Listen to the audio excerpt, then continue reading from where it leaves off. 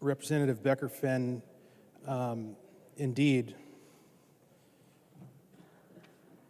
we do want to feed kids. That is the intent of the bill.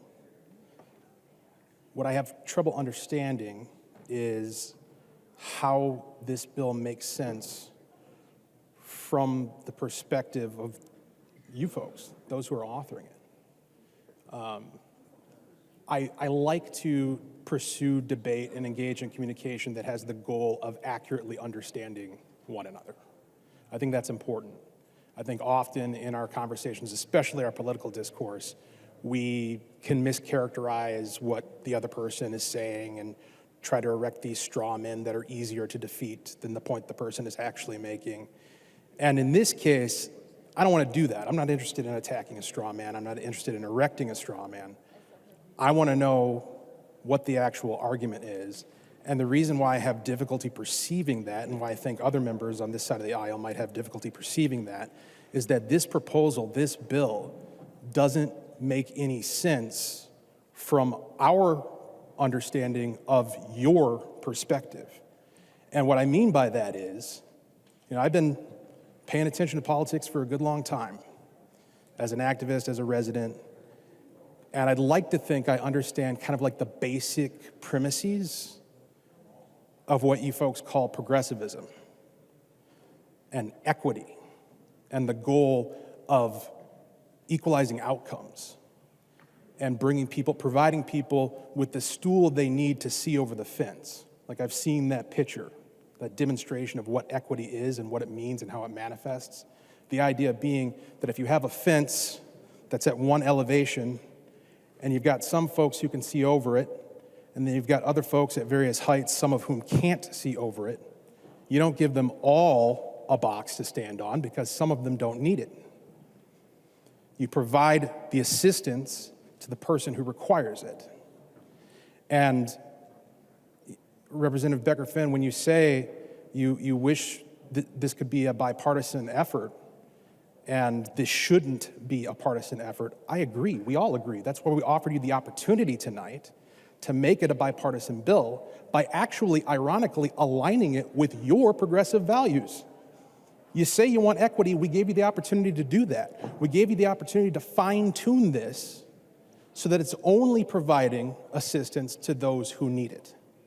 And I know you care about that because I see you doing that work all the time in our committees, in your advocacy, in your public comments.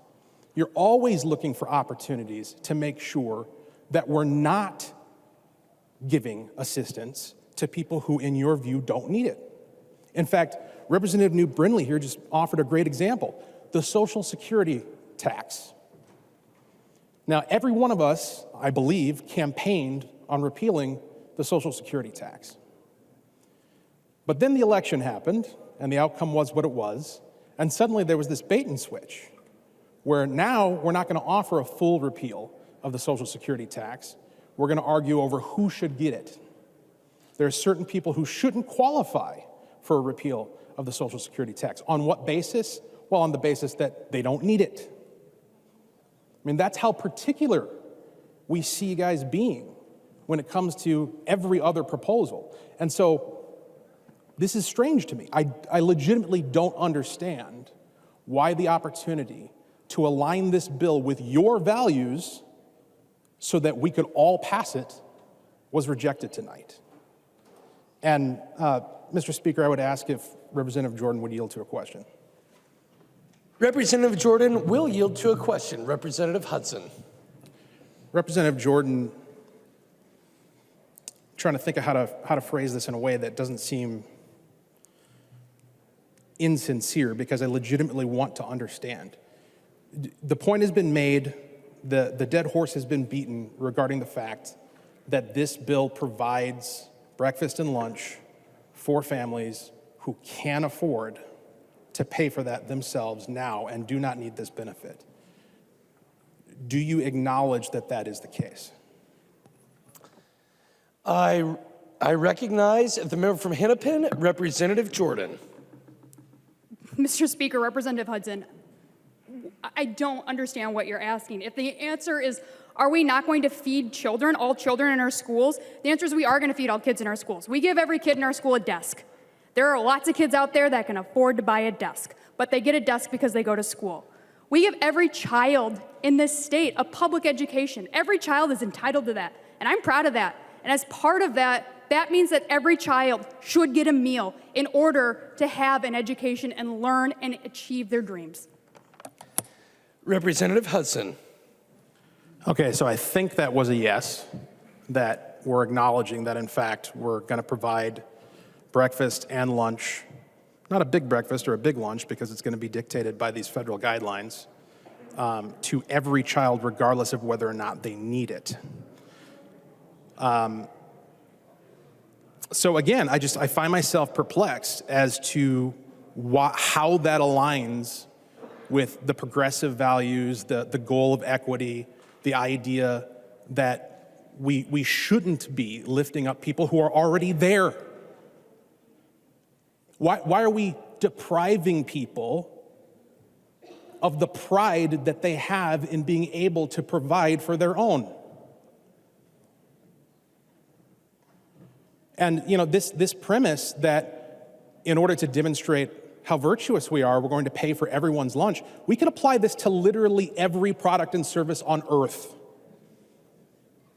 Are we going to see a bill to clothe every child? We probably will see some of these ideas. Like as I contemplate, yeah, exactly.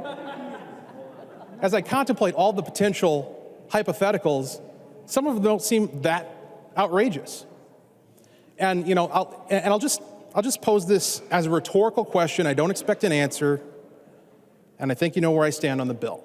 The rhetorical question is the same question that I asked earlier this week in Children and Families when we were talking about the prospect of erecting a brand new state department, yet another one, bureaucracy, to provide for us all. And the question is, what is the functional limit?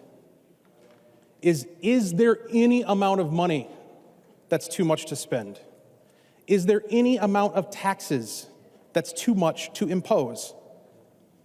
I am not hearing any principle from the majority that would suggest that the answer is yes. Thank you.